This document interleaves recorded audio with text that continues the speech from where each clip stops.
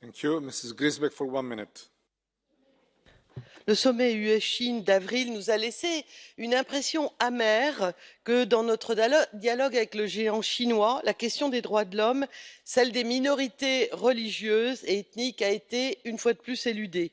Si la Chine réaffirme bien timidement, effectivement dans la déclaration, que tous les droits de l'homme sont, dit-elle, universels, indivisibles, interdépendants, indissociables, on assiste pourtant à des pressions alarmantes sur les libertés des minorités, qu'il s'agisse du Xinjiang avec les Ouïghours, qu'il s'agisse des destructions d'églises, de tortures, d'actes de torture ou de répression sous couvert de sinisation, qu'il s'agisse aussi de la région autonome du Tibet, où Pékin a déployé des mesures de surveillance et de contrôle inouïes vis-à-vis des Tibétains et même interdit l'accès aux observateurs internationaux et aux journalistes. C'est ce que nous n'avons cessé de dénoncer avec Thomas Mann et l'intergroupe Tibet.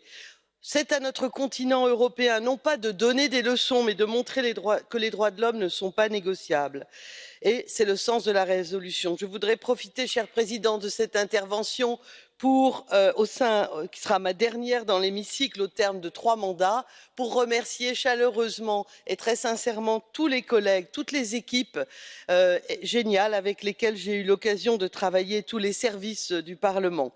Ces 15 années passées au service de l'Europe ont été pour moi vraiment très riches grâce à eux tous, et je poursuivrai ce combat au service de l'humanisme et de l'Europe. Merci, Président, de m'avoir laissé quelques secondes.